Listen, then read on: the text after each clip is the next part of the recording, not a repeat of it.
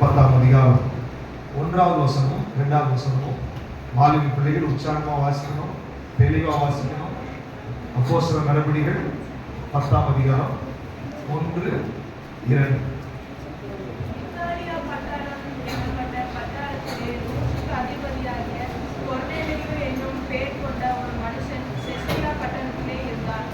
அவன் தேவ பக்தி உள்ளவனும் தன் வீட்டார் அனைவரோடும் தேவனுக்கு பயந்தவனுமாயிருந்து ஜனங்களுக்கு மிகுந்த கருணைகள் செய்து எப்பொழுதும் தேவனை நோக்கி ஜெபம் பண்ணி கொண்டிருந்தான். ஹல்லேலூயா, ஹல்லேலூயா. நம்ம தொடர்ந்து தியானித்து கொண்டு வருகிறோம். வாங்க சேர்ல இடம். நம்ம தொடர்ந்து வசனங்களை தியானித்து கொண்டு வருகிறோம். தேவ பக்தி உள்ள வாழ்க்கை வாழ வேண்டும் என்பதற்காக தேவன் நமக்கு நிறைய உபதேசங்களை கொடுத்து கொண்டு வருகிறார். அவபக்தியான ஒரு வாழ்க்கை இருக்கிறது, அன்காட்லி லைஃப். தேவ பக்தியான ஒரு வாழ்க்கையும் இருக்கிறது. நம்மளை எதுக்காக அழைச்சிருக்கிறார் ஆண்டவர்? எதுக்காக? இந்த உலகம் அவபக்தியாய் வாழுகிறது. எப்படி வேணாலும் வாழலாம். அவபக்தியான வாழ்க்கைக்கு பெயர் எப்படி வேணாலும் வாழலாம், எப்படி வேணாலும் ஜீவிக்கலாம். ஆனா தேவ பக்தி உள்ள வாழ்க்கை என்பது தேவன் விரும்புகிறபடி வாழுகிற வாழ்க்கை தான் தேவ பக்தி உள்ள வாழ்க்கை. எத்தனை பேருக்கு ஆசை தேவன் விரும்புகிறபடி வாழணும்னு சொல்லி? அதுதான் தேவனும் விரும்புகிறார். அப்படிப்பட்டவர்கள் தான் பரலோக ராஜ்யத்துக்கு என்ன பண்ண முடியும்? போக முடியும். அவபக்தியான வாழ்க்கை என்பது நம்ம விருப்பப்படி வாழ்றதுனால அது விசாலமான வாசல்னு வேதம் சொல்லுது. தேவ பக்தி உள்ள வாழ்க்கை என்பது அது கட்டுப்பாடான வாழ்க்கைன்றதுனால அது இடுக்கமான வாசல் என்று வேதம் சொல்லுது. அப்ப கிறிஸ்தவ வாழ்க்கை என்பது விசாலமாய் எப்படி வேணாலும் நம்ம இஷ்டப்படி வாழலாம் அப்படின்னு நீங்க மனசுல நினைத்தால் நீங்க அவபக்தியாய் வாழுகிறீர்கள் என்று அர்த்தம். அந்த வாழ்க்கை தேவனுக்கு பிரயோஜனம் இல்லை.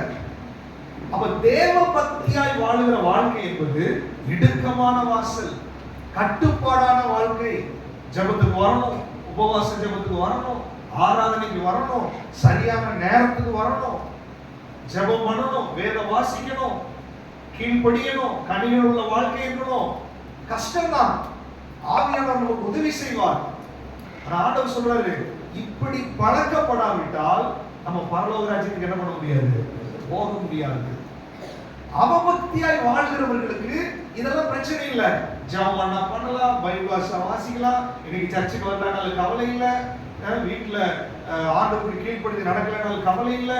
எப்படி வேணாலும் வாழுகிற வாழ்க்கை என்பது அது அவபக்தியான வாழ்க்கை. சோதோம் குமாராவையும் நினிவே பட்டணத்தையும் தேவன் அதற்கு அடையாளமாக வைத்திருந்தார். நமக்கு எச்சரிக்கை உண்டாகும்படி எழுதி வைத்திருக்கிறார். நம்ம அப்படி வாழக்கூடாது. பிரித்தெடுக்கப்பட்ட வாழ்க்கை, கட்டுப்பாடான வாழ்க்கை, தேவ பக்தி உள்ள வாழ்க்கை வாழ வேண்டும் என்று தேவன் விரும்புகிறார். எத்தனை பேருக்கு அது ஆசை? ஹல்லேலூயா, ஹல்லேலூயா. அதுக்குதான் நம்ம ஒவ்வொரு வாரமும் உபதேசங்களை கொடுத்து கொண்டிருக்கிறோம். இந்த வசனங்கள் உங்களுக்கு தேவ பக்தி உள்ள வாழ்க்கை வாழ்வதற்கு உதவியாக இருக்கும். அப்போ விசாலமான வாசல் என்பது வேதம் சொல்லுகிறது அது கேட்டுக்கு போகிற வாசல். வேதம் சொல்லுகிறது நீதியின் பாதையில் ஜீவன் உண்டு. அதுல நடக்கிறவங்களுக்கு என்ன இல்லையாமா? மரணம் இல்லை. நீங்க நீதியின் பாதையில தேவ பக்தி உள்ள வாழ்க்கையில, கட்டுப்பாடான வாழ்க்கையில தேவன் விரும்புகிறபடி வாழ்ந்தால் அந்த வாழ்க்கையினுடைய முடிவுல மரணம் இல்லை. மரணம் சொல்றது இந்த உலகத்துல எல்லாரும் சாகிற மாதிரி நம்ம சாவோம். ஆனா வேதம் சொல்லுகிறது இரண்டாம் மரணம், நரகம். நீதியின் பாதையில கட்டுப்பாடாய் வாழுகிறவர்கள், தேவ பக்தியாய் வாழுகிறவர்கள் இரண்டாம் மரணத்திலிருந்து விடுதலை பெற்றவர்கள். அவருடைய பிரயாணம் பரலோக ராஜ்யத்தை நோக்கி போய் கொண்டிருக்கிறது. ஹல்லேலூயா. அவர்கள் தேவ ராஜ்யத்தினுடைய சட்டதிட்டத்தில் இயங்குகிறவர்கள், உலகத்தினுடைய சட்டதிட்டத்தில் இயங்க மாட்டாங்க. அப்ப தேவ ராஜ்யத்துக்கு ஒரு சட்டம் இருக்கிறது, பிரமாணம் இருக்கிறது. அதுதான் வேதம். அந்த வேதத்தை நேசிக்கிறவர்களுக்கு மிகுந்த சமாதானம் உண்டு. அவர்களுக்கு என்ன இல்ல? இடரலே கிடையாது. கிறிஸ்தவ வாழ்க்கையில எங்கேயாவது இடறீங்க, பிரச்சனையா இருக்குது, போராட்டமா இருக்குது அப்படின்னு சொன்னா நீங்க எங்கேயோ வேதத்துக்கு செவி கொடுக்கவில்லை, வேதத்தை நேசிக்கவில்லை. வேதத்தை நேசிப்பது என்பது போன வாரம் நம்ம வாசிச்சோம், தேவனுக்கு பயப்படுகிற பயத்தை நான் வேதத்தை வாசிக்கிறதுக்கு மூலமாய் வெளிப்படுத்துகிறேன். ஹல்லேலூயா, ஹல்லேலூயா. போன வாரம் எத்தனை பேர் ஆண்டவருக்கு பயந்தீங்க? கை தூக்குங்க. எத்தனை பேர் ஆண்டவருக்கு பயப்பட்டீங்க? கையை தூக்குங்க, நான் பார்க்கிறேன். தேவனுக்கு பயத்தை கண்டிப்பா வேதத்தை என்ன பண்ணிருப்போம்? இப்ப கண்டிப்பா எல்லாரும் வேதத்தை வாசிக்கலாம். நீங்க வாசிக்கணும். உங்க பிள்ளைகளை வாசிக்கிறதுக்கு என்ன பண்ணணும்? வேதம் சொல்லுகிறது, இந்த தீர்க்க தரிசன வாசனத்தை வாசிக்கிறவர்களும் கேட்கிறவர்களும் அதை கைக்கொள்கிறவர்களும் இது முதல் பாக்கியவான்கள் என்று எழுது. ஹல்லேலூயா. நீங்க அதை வாசிச்சா கேட்டாலே நீங்க பாக்கியவான்களா இருப்பீர்கள். ஏன்னா அந்த வசனம் உங்களை மறுரூபமாக்க ஆரம்பிக்கும். ஹல்லேலூயா, ஹல்லேலூயா. சோ இந்த தேவ பக்தியான வாழ்க்கைக்கு ஒரு உதாரணமாக தான் நம்ம கொர்நேலியு குறித்து நம்ம வாசிச்சோம். அந்த கொர்நேலியு என்பவன் அவன் தேவ பக்தி உள்ளவனாய் இருந்தான். அந்த கொர்நேலியு தேவ பக்தி உள்ளவனாய் இருப்பதற்கு அவனுக்கு ஒரு 3 கேரக்டர் இருந்துச்சு. அந்த 3 கேரக்டர் தான் அவனை தேவ பக்தி உள்ளவன் என்று சர்டிபிகேட் கொடுக்க வச்சது. அதுல ஒன்று, அவன் தேவனுக்கு பயப்படுகிறவனாய் இருந்தான். கர்த்தருக்கு பயப்படுகிற பயம் அவனுக்குள்ள இருந்துச்சு. இரண்டாவது என்ன இருந்துச்சு? வாசிங்க. அவன் என்ன பண்ணான்? தர்மங்களை செய்தான். தான தர்மங்களை என்ன பண்ணான்? செய்தான்.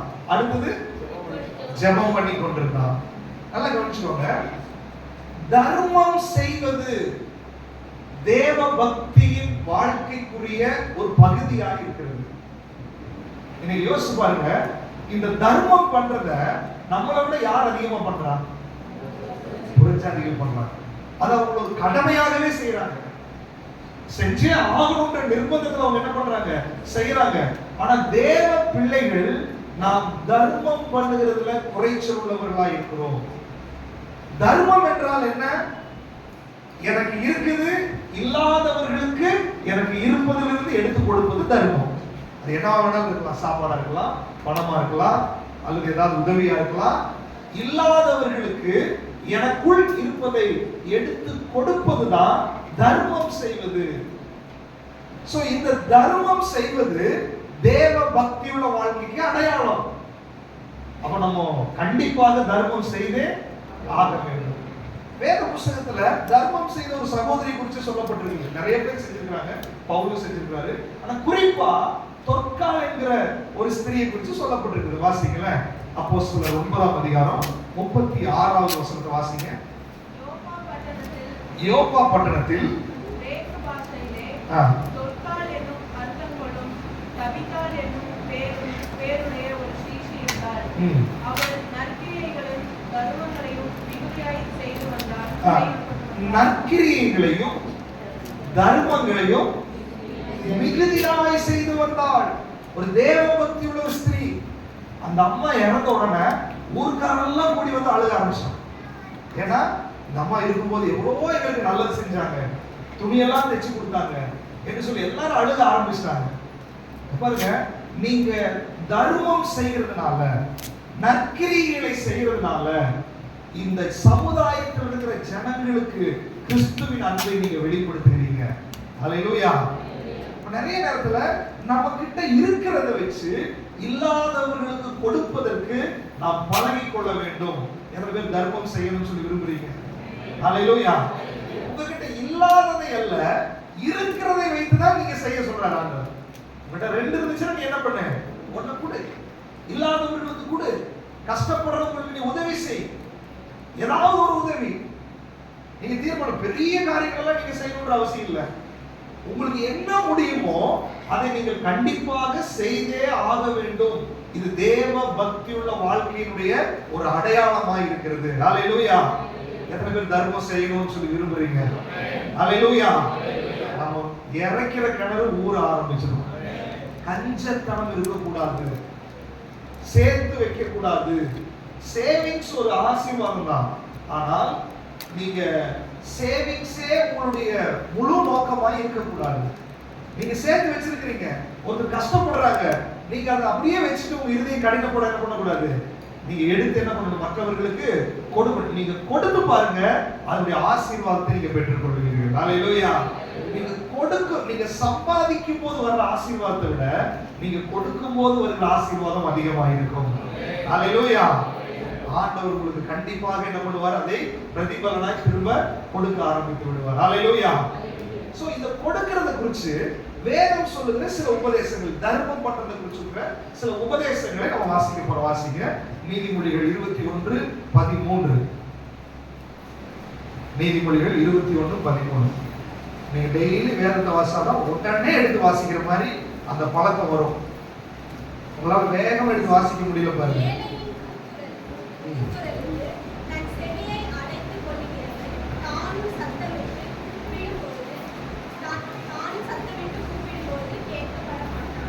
ஏழையின் கூக்குரலுக்கு தன் செவியை அடைத்துக் கொள்ளுகிறவன் இவன் கூப்பிடும் போது கேட்கப்பட மாட்டான். அப்ப கொடுக்கிறது எவ்வளவு, நீங்க ஏழைகளுக்கு ஏதோ ஒரு தேவைக்காக என்ன பண்றாங்க, அவங்க கூப்பிடுறாங்க. கூப்பிடல கூட பரவாயில்ல, நீங்க பார்த்தாலே கூப்பிடுற மாதிரி தான் அர்த்தம். அவனுக்கு ஒரு தேவை இருக்குது நமக்கு தெரிஞ்சிருச்சு. தெரிஞ்சதுக்கு அப்புறம் உங்க செவியை நீங்க அடைக்க கூடாது. ஒருத்தருக்கு தேவை இருக்குது, கொடுக்க முடியும் உங்களுக்கு தெரியுது, நீங்க கொடுக்காமல் அமைதியா இருக்க கூடாது. நீங்க கையை அடக்கி வச்சீங்கன்னா, உங்க செவியை அடக்கி வச்சீங்கன்னா, ஒரு நாள் வரும், அன்னைக்கு உங்களுக்கு ஒரு தேவை வரும்போது ஆண்டவரும் என்ன பண்ணிடுவாரு, அதை செய்ய மாட்டாரு.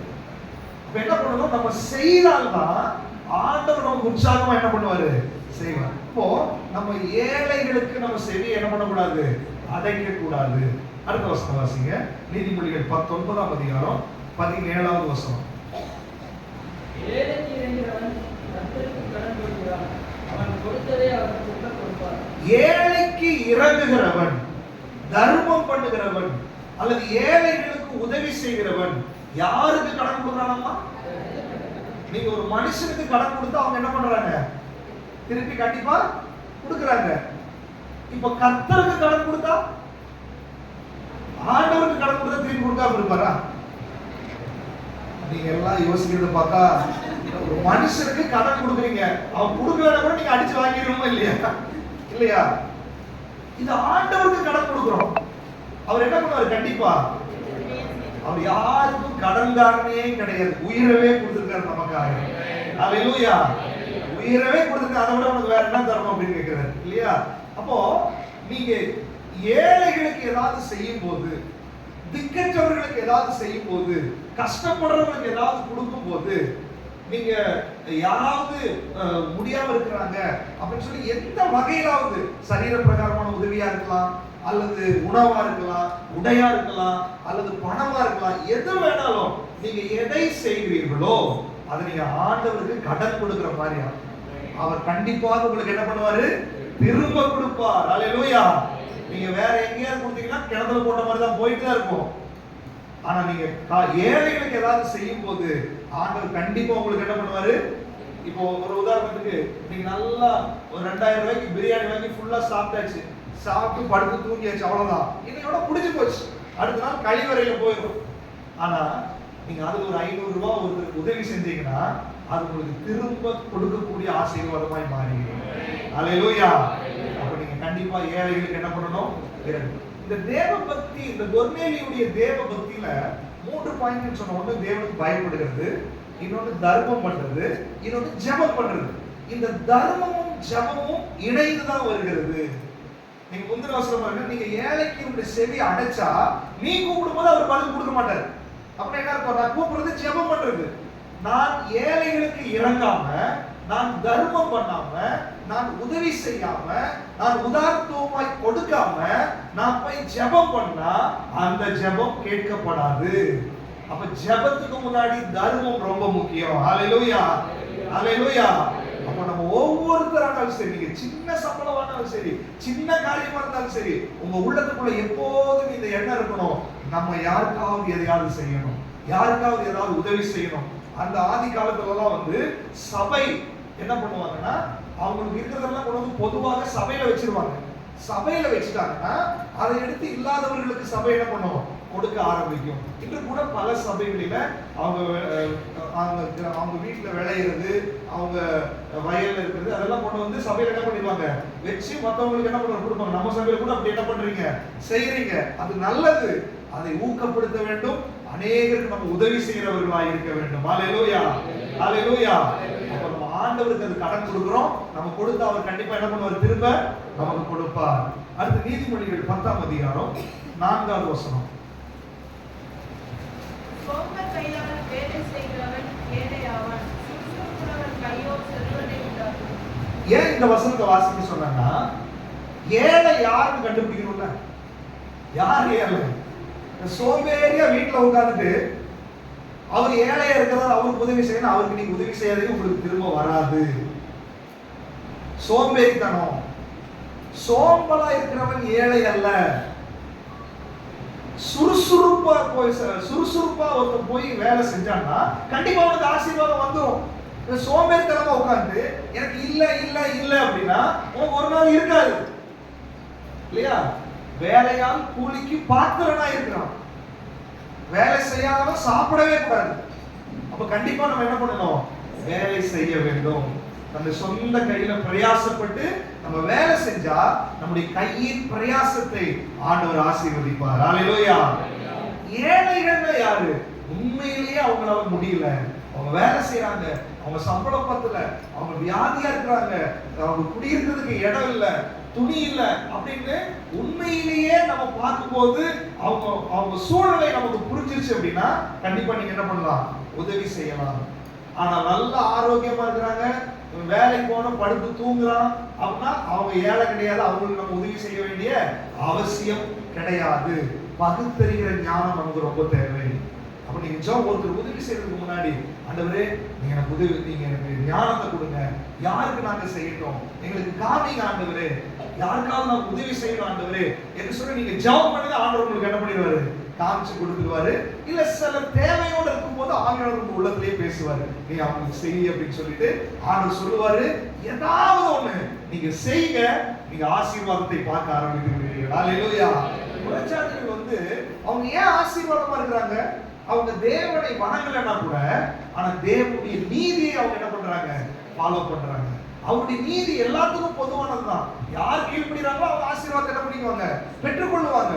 அவர்கள் வசனத்தை தெரியலன்னா கூட தேவ நீதி செய்யறதுனால அவர்களுக்கு ஆசீர்வாதம். நானும் ஜெபம் பண்றேன், உபவாசம் பண்றேன், அவங்களுக்கு எல்லாமே நடக்குது, எனக்கு நடக்க மாட்டேங்குது அப்படின்னா நம்ம ஜெபம் பண்ற எல்லாம் பண்றோம், பட் தேவ நீதி என்ன பண்றது இல்ல, நம்ம செய்யறது கிடையாது. அப்ப நம்ம உதாரணத்துவமாய் கொடுக்கணும், உதவி செய்யணும். அட்லீஸ்ட் ஒரு சாப்பாடு யாருக்காவது வாங்கி கொடுங்க, அட்லீஸ்ட் ஒரு மாசத்தினுடைய மளிகை செலவு யாருக்காவது வாங்கி கொடுங்க, ஏதாவது ஒண்ணு செய்யுங்க. அரிசியாவது வாங்கி கொடுங்க, ஒரு ட்ரெஸ் துணியாவது வாங்கி கொடுங்க. குழந்தைகளுக்கு பர்த்டே வருது அல்லது குழந்தை பிறகு ஒரு ட்ரெஸ் கொண்டு வாங்கி கொடுங்க. ஏதாவது ஒண்ணு செய்யுங்க, செய்யாமல் இருக்கக்கூடாது. நீங்க செய்கிறவர்களா இருந்தால் நீங்க தேவ பக்தி உள்ள வாழ்க்கை வாழுகிறவர்களா இருக்கிறீர்கள். கொர்நேலியு வீட்டுல தேவதூதனே இறங்கி வந்துட்டாரு. ஏன்? அவன் நற்கிரிகளை தர்மங்களை செய்து கொண்டு வந்தான். தொற்கால் இறந்தவுடனே பேதுருவே டைரக்டா வந்துட்டாரு. அன்னைக்கெல்லாம் பேதுரு பெரிய ஊழியக்காரர், அப்போஸ்தலர், அவரே டைரக்டா வந்து உயிரோட எழுப்பிட்டார். காரணம், அவர்கள் செய்த தர்ம காரியங்கள் அந்த மகள் இன்னும் உயிரோடு இருக்கணும்னு சொல்லி பரலோகம் விரும்பினது. ஹalleluya. நீங்க இந்த உலகத்துல ரொம்ப நாள் வாழணும் இருக்கணும் அப்படின்னா நீங்க யாருக்காவது பிரயோஜனமா இருந்தாலும் ஆண்டவர் செய்வாரு. நீங்க யாருக்குமே பிரயோஜனம் இல்ல, இருக்கிறதெல்லாம் நீங்களே சாப்பிடுறீங்க, நீங்களே அனுபவிக்கிறீங்க, ஒரு வட்டத்துக்குள்ளே இருக்கிறீங்க அப்படின்னா நீங்க இந்த பூமிக்கு பாரமா இருக்கிறீங்க. சீக்கிரம் வாப்பான்னு சொல்லிட்டு உங்களை எடுத்துருவாரு. ஆனா நீங்க இருக்கணும் அப்படின்னா நீங்க தான தர்மங்களை செய்யணும், மற்றவர்களுக்கு பிரயோஜனமா இருக்கணும்னு சொல்லி தேவன் விரும்புகிறார். எத்தனை பேர் அதை ஒப்பு கொடுக்க போறீங்க? ஹalleluya, ஹalleluya. வாசிக்கலாம் இந்த வசனத்தை. நீ உபாகமம் 24ஆம் அதிகாரம் 18வது வசனத்திலிருந்து 22வது வசனம் வரைக்கும் அதாவது சத்தமா வாசிக்கணும். உபாகமம் 24 18லிருந்து 22 வரை. நீ எகிப்திலே அடிமையாய் இருந்ததையும் உன் தேவனாகிய கர்த்தர் உன்னை அங்கே இருந்து மீட்டுக் கொண்டு வந்ததையும் நினைப்பாயாக. ஆகையால் இப்படி செய்யும்படி நான் உனக்கு கட்டளையிடுவேன். நீ உன் பயிரை அறுக்கையில் உன் வயலிலே ஒரு அரிக்கட்டை மறதியாய் வைத்து வந்தாயானால் அதை எடுத்து வரும்படி திரும்பி போக வேண்டாம். தேவனாகிய கர்த்தர் உன் கையின் பிரயாசத்தை எல்லாம் உன்னை ஆசீர்வதிக்கும்படி அதை பரதேசிக்கும் திக்கற்ற பிள்ளைகளுக்கும்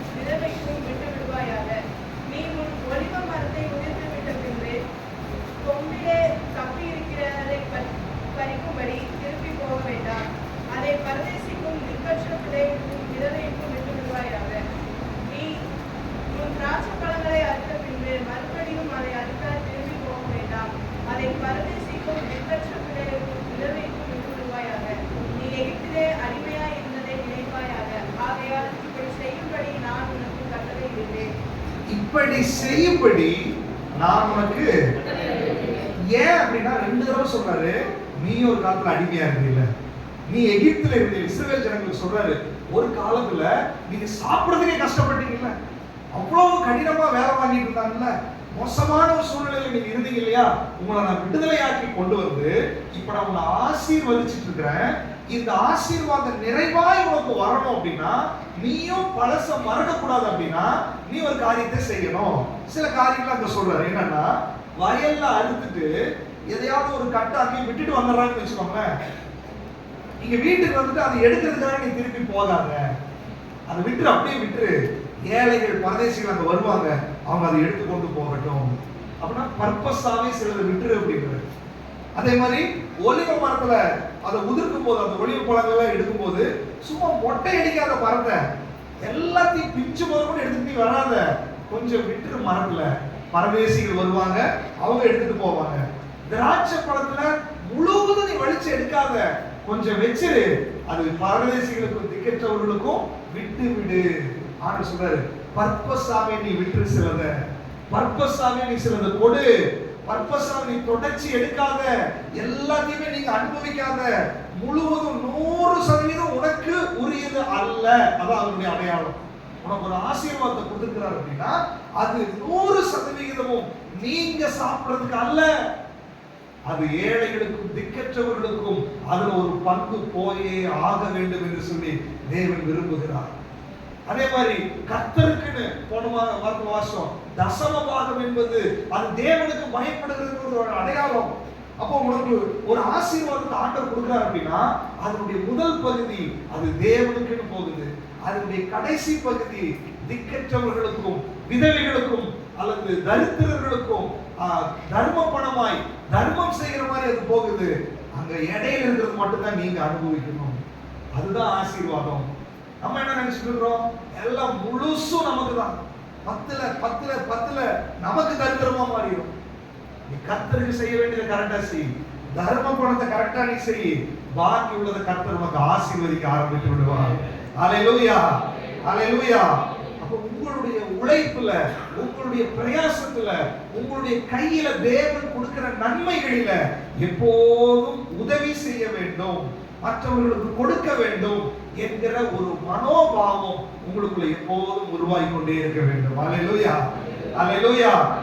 ரொம்ப முடியல, அட்லீஸ்ட் ஒரு ஃபேமிலி கூப்பிடுங்க, உங்க வீட்டுக்கு கூப்பிட்டு ஒரு நேரம் சாப்பாடு கொடுத்தாங்க, அவ்வளவுதான் இல்லையா? ஏதாவது ஒண்ணு, இதுதான் செய்யணும் ஆண்டவர் விரும்பல, உங்களுடைய திராணிக்கு தக்கதாய் ஏதாவது ஒண்ணு நீங்க கண்டிப்பா என்ன பண்ண வேண்டும், செய்துதான் ஆக வேண்டும். வாசிக்கலாம் இன்னொரு வசனத்தை, லூக்கா எழுதின சுவிசேஷம் 6ஆம் அதிகாரம் 38வது வசனத்தை வாசிங்க. லூக்கா 6:38. கொடுங்கள் அப்பொழுது உங்களுக்கு கொடுக்கப்படும், கொடுங்கள் அப்பொழுது உங்களுக்கு கொடுக்கப்படும். அமுக்கி குலுக்கி சரிந்து விழும்படி, அமுக்கி குலுக்கி சரிந்து விழும்படி நன்றாய் அளந்து உங்கள் மடியிலே போடுவார்கள். உங்கள் மடியிலே போடுவார்கள். நீங்கள் எந்த அளவினால் அளக்கிறீர்களோ அந்த அளவினால் உங்களுக்கும் அளக்கப்படும் என்றார். நல்லா கவனிச்சுக்கோங்க. கொடுங்கள் அப்பொழுது உங்களுக்கு, அப்ப உங்களுக்கு வரணும், எனக்கு ஆசீர்வாதம் வேணும், எனக்கு வருமானம் வேணும், எனக்கு நிறைவான பலன் வேணும் அப்படின்னு நம்ம ஆசைப்பட்டது உண்மை என்றால் அதுக்கு ஒரே ஃபார்முலா, உனக்கு இருக்கிறது நீ என்ன பண்ணு, கொடுக்க ஆரம்பி. வேதம் தெளிவா சொல்லுது, நீ கொடு, உனக்கு என்ன பண்ணும், கொடுக்கப்படும். அது எப்படி ஆமா, அமுக்கி குலுக்கி சரிந்து விழும்படி உன்னோட மடியில போடப்படும், மடியில போடப்படும். அந்த காலத்துல தானியம் இல்லையா, மடியில பிடிச்சிட்டு வருவாங்க. சோ அந்த ஒரு அர்த்தத்துல சொல்லப்பட்டிருக்கு. அப்போ உங்களுக்கு நிறைவான ஆசீர்வாதம் வேண்டும் என்றால் நீங்க உங்களுக்கு உள்ளதுல கொடுப்பதற்கு உற்சாகம் உடையவர்களா இருக்க வேண்டும். அதுக்கு கடைசி பகுதி என்ன சொல்லுது அப்படின்னா, நீங்க எந்த அளவுல நீங்க அளக்கிறீர்களோ அந்த அளவினாலதான் உங்களுக்கு என்ன பண்ணும். அப்போ ஒரு மெஷர்மெண்ட் இருக்குதுல்ல, மெஷர்மெண்ட்ங்கிறது ஆண்டவர் அளக்குறாரு, எல்லாரும் காணிக்க போடுறாங்க. ஒரு ஏழை விதவை தனக்கு இருக்கிறத கொண்டு வந்து என்ன பண்றாங்க, போடுறாங்க. ஆண்டவர் சொல்றாரு, எல்லாத்தை விட இந்த மாதிரி அதிகமா போட்டாங்க. அப்போ மெஷர்மெண்ட்ங்கிறது அமௌண்ட்டை வச்சு மெஷர்மெண்ட் அல்ல, எவ்வளவு செய்றீங்கன்றதை வச்சு மெஷர்மெண்ட் அல்ல, உங்க உள்ளத்துல என்ன நினைச்சு நீங்க செய்றீங்க என்பதுதான் மெஷர்மெண்ட். ஆண்டவர் அதை அளக்கிறார். நிறைய பேர் வந்து கொடுத்தாங்க, நிறைய பணத்தை கொண்டு போட்டாங்க, பெரிய பணம் தான், நகைகள் தான், அது அவருக்கு பெருசாவே தெரியல. ஆண்டவருடைய பார்வையில எது பெருசா தெரிஞ்சதுன்னா 2 பணம் தான் இருந்துச்சு. உள்ளதை மனப்பூர்வமா கொண்டு அந்த அம்மா போட்டாங்க பாருங்க, அது அவருடைய பார்வையில பெருசா தெரிஞ்சது. அப்ப நீங்க எதை செய்தாலும் மனப்பூர்வமாய் செய்ய வேண்டும், உற்சாகமாய் செய்ய வேண்டும், சந்தோஷமாய் செய்ய வேண்டும். இது என்னுடைய கடமை, இது என்னுடைய ஆசீர்வாதம் என்று நீங்க சந்தோஷமாய் செய்ய வேண்டும். காணிக்கை போடுறது கூட நீங்க சந்தோஷமாய் செய்யணும். பழைய நோட்டை கொண்டு உள்ள போட கூடாது, செல்லாத கொண்டு உள்ள போட கூடாது.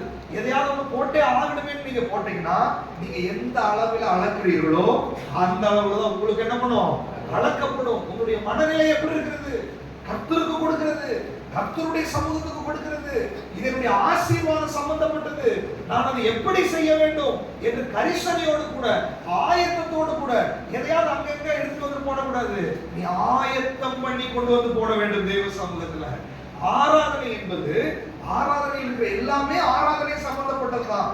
ஆராதனை என்பது ஆயத்தப்படுத்தி கொண்டு வந்து செய்கிறது ஆராதனை. ஆராதனை என்பது அவசர கதியில செய்யறது ஆராதனை கிடையாது.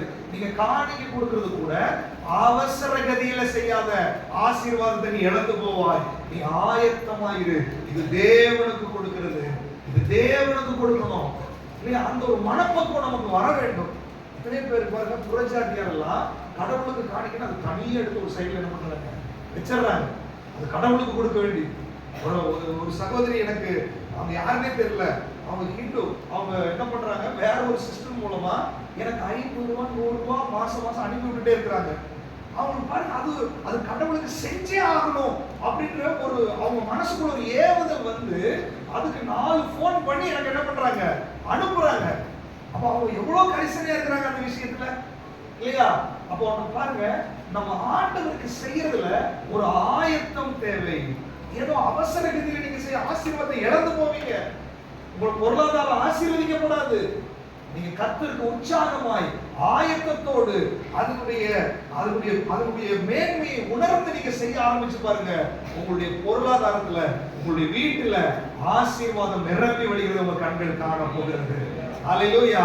நீங்க எந்த அளவில் அளக்கிறீர்களோ அந்த அளவில் தான் உங்களுக்கு என்ன பண்ணப்படும், அளக்கப்படும். அதனால நம்ம சரியாய் செய்ய வேண்டும் என்று தேவன் விரும்புகிறார். இப்போ புதிய ஏற்பாட்டுல மக்கதோனியா சபை இதை ஃபாலோ பண்ணிருக்காங்க இல்லையா? பவுல் அதை எழுதுகிறாரு. வாசிங்க 2 கொரிந்தியர் 8ஆம் அதிகாரம் 2வது வசனத்தை வாசிங்க. 2 கொரிந்தியர் 8ஆம் அதிகாரம் 2வது வசனம். அவர்கள் மிகுந்த உபத்திரவத்தினாலே சோதிக்கப்படுகையில் கொடிய தரித்திரமுடையவர்களாய் இருந்தும் தங்கள் பரிபூரண சந்தோஷத்தினாலே மிகுந்த உதாரத்துவமாய் கொடுத்தார்கள். மக்கதோனியா சபையில அவங்களுக்கு மிகுந்த உபத்திரவம் இருந்துச்சு, சோதனை இருந்துச்சு, கொடிய தரித்திரமும் இருந்துச்சு. தங்கள் பரிபூர்ண சந்தோஷத்தினாலே மிகுந்த உதாரத்துவமாய் கொடுத்தார்கள். இவங்களுக்கு தரித்திரம், ஆனா உதாரத்துவமா என்ன பண்றாங்க, கொடுக்கிறாங்க. நம்ம இங்க இருந்த சத்யா பிரான்சிஸ் அவங்க இங்க இருந்து நம்ம போனாங்க. அவங்க என்ன சூழ்நிலையில இங்க வந்தாங்கன்னு சொல்லி உங்களுக்கு தெரியும் இல்லையா? அவங்க என்ன சூழ்நிலையில இன்றைக்கு வந்தாங்க, 2 கிட்னி ஃபெயிலியர் ஆகி ஒரு தற்கொலைக்கு போகலாம், தற்கொலைக்கு முடிவெடுத்து அந்த கண்டிஷன்ல தான் நம்ம சபைக்கு வந்தாங்க. வந்து அவங்க ஆவிக்குரிய விடுதலை பெற்றுட்டு இன்னைக்கும் அங்க வந்து வாரத்துக்கு 3 நாள் டயாலிசிஸ் பண்றாங்க. ஆனா சத்யா முகத்தை பாத்தீங்கன்னா இவங்களுக்கு இந்த பிரச்சனை இருக்குன்னு யாருக்குமே தெரியாது. இப்ப ஜாப் பண்ணி கார் லைசன்ஸ் வாங்கி தனியா கார் ஓட்ட ஆரம்பிச்சிட்டான். இப்போ வேலைக்கு போக ஆரம்பிச்சிட்டான். நேற்று ஃபோன் பண்ணாங்க, என்னுடைய முதல் நாள் சம்பளத்தை நான் சந்தோஷமா கொடுக்குறேன், எனக்கு ரொம்ப சந்தோஷமா இருக்குது, ரொம்ப சந்தோஷமா. ஆண்டவர் யாரை வச்சு செய்யறாரு பாருங்க.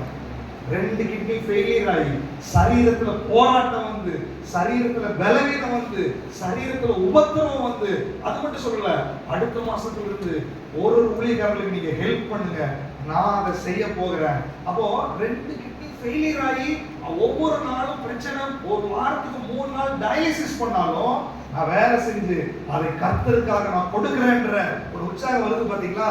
இதை தான் தேவன் விரும்புகிறார். நமக்கு ஆரோக்கியத்தை கொடுத்திருக்காரு, எல்லாத்தையும் கொடுத்திருக்காரு. நம்ம என்ன செய்யறோம் ஆண்டவருக்காக? ஆண்டவருடைய காரியத்துக்காக என்ன செய்யறோம்? கர்த்தருடைய பிள்ளைகளுக்காக நம்ம என்ன செய்யறோம்? நம்ம அதை சோதித்து பார்க்க வேண்டும்.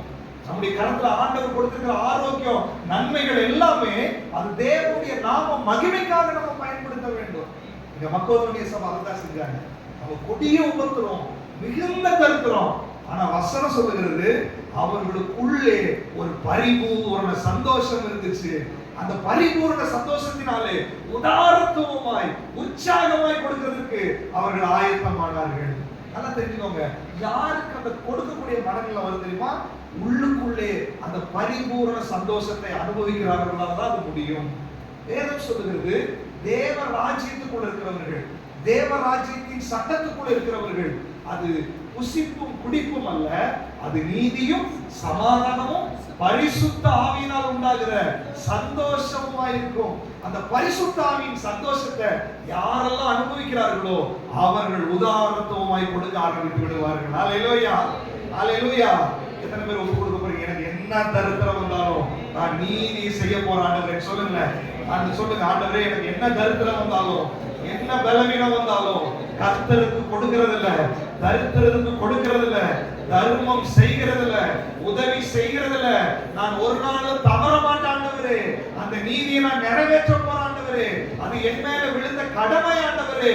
நான் அதை செய்ய போறேன் ஆண்டவரே. நீங்க ஒப்பு கொடுங்க, கர்த்தர் உங்களை பலப்படுத்த ஆரம்பிச்சிருக்குமா? அல்லேலூயா, அல்லேலூயா. சோ இந்த மக்களுடைய சபையில இப்ப பாருங்க, ஏன் தர்மம் பண்ணணும் அப்படின்றதுடைய சில விளக்கத்தை அதுல கொடுத்துருக்கிறார். அது ஒரு ஆசீர்வாதம், நம்ம செய்யணும், ஆண்டவருடைய கட்டளை. ஆனால் இதுக்குள்ள சில சத்தியங்களை கூட உள்ள வச்சிருக்கிறார். வாசிங்க 8ஆம் அதிகாரம் 13வது வசனம். மற்றவர்களுக்கு சகாயமும் உங்களுக்கு வருத்தமும் உண்டாகும்படி அல்ல, சமநிலையில் இருக்கும்படியாகவே சொல்லுகிறேன். மற்றவர்களுக்கு வருத்தமும் சகாயமும் உங்களுக்கு வருத்தமும் உண்டாகும்படி அல்ல. நல்லா கவனிச்சுக்கோங்க, ஆண்டவர் சமநிலையா இருக்க வேண்டும் என்று விரும்புகிறார். அப்ப அவருடைய விருப்பத்துல என்ன நடக்குது அப்படின்னா, இப்ப என்கிட்ட ஒரு 10,000 ரூபாய் இருக்கு, இப்போ ஐசக் பிரதர்ட்ட குறைவா இருக்குது. இப்ப கர்த்தருடைய பார்வையில நாங்க ரெண்டு சமநிலையா இருக்கிறோமா, அப் அண்ட் டவுனா இருக்கிறோமா? ஒரு ஆள் அதிகமா இருக்கு, ஒரு ஆள் குறைவா இருக்கு. அப்போ அவர் உண்மையிலேயே கஷ்டப்பட்டு இருக்காரு, தரித்திரமா இருக்கிறாரு. அப்போ ஆண்டவர் கிட்ட என்ன சொல்றாருன்னா, உனக்கு இருக்குது இல்ல, அதுல நீ கொஞ்சம் பகிர்ந்து கொடு. நீ கொடுக்கறதுனால அவங்களுக்கு ஆசீர்வாதமும் உனக்கு தரித்திரம் ஆகிறதுக்காக இல்ல. நீ 10ஐயும் கொடுன்னு நான் சொல்லல, அதுல கொஞ்சம் எடுத்து பகிர்ந்து என்ன பண்ணு, நீ கொடுத்தா சமநிலை ஆயிருவீங்க. ஒரு உதாரணத்துக்கு, இன்னைக்கு ராத்திரி சாப்பாட்டுக்கே வழி இல்லை அவருக்கு. இப்ப என்கிட்ட சாப்பாடு இருக்கு, அப்ப நான் என்ன பண்றேன், இன்னைக்கு நான் எனக்கு இருக்கிறத அவருக்கு பகிர்ந்து கொடுக்குறேன். அவங்க வீட்டுக்கு கூப்பிட்டு நாங்க பகிர்ந்து சாப்பிடுறோம். இன்னைக்கு ராத்திரி 2 பேர் நிம்மதியா தூங்க மாட்டோமா? நாங்க தூங்கும் போது ஆண்டவர் சந்தோஷப்படுவார். இல்ல, நான் நல்ல பிரியாணி சாப்பிட்டு அவருக்கு பசியோட இன்னைக்கு ராத்திரி தூங்காம படுத்திருந்தா, அவரை படைத்த தேவன் அதை பார்ப்பார், என்னையும் பார்ப்பார். நான் கொரட்டை விட்டு தூங்குறதையும் பார்ப்பார், ஒருத்தன் பசியோட வேதனைப்படுகிறதையும் பார்ப்பார். எப்படி உங்களை ஆசீர்வதிப்பார்? ஆசீர்வதிக்க முடியாது. அப்ப தேவன் சமநிலையா இருக்க வேண்டும் என்று விரும்புகிறார். அப்ப உங்க பார்வையில சமநிலையா இல்லாதபடி என்னுடைய சகோதரர்கள் சகோதரிகள் வேதனைப்படுறாங்கன்னு சொல்லி யாருக்கையாவது பார்த்து நீங்க உணர்ந்தீங்கன்னா, ஆண்டவர் உங்களோட பேசுறாருன்னு அர்த்தம். நீ கொஞ்சம் கொடு, நீ ஹெல்ப் பண்ணு, நீ கொஞ்சம் உதவி செய்யு, சமநிலையாய் மாற்று. ஏன்னா நான் படைச்சிருக்கிறேன் அவனை, அவனுக்கு ஒரு நாள் ஆசீர்வாதம் வரும்போது கண்டிப்பா அவன் உனக்கு சகாயம் பண்ணுவான். நீ கொடுத்து பழகு, மற்றவர்கள் அது உனக்கு கொடுக்கிற ஆசீர்வாதமா அது மாறிடும். அதனால சமநிலை பிரமாணத்தை தேவன் இதுல தீர்மானிக்கிறார். அல்லேலூயா. பழைய ஏற்பாட்டுல அதான் நடந்துச்சு. வாசிங்களே, அதனுடைய அடுத்த வசனம்.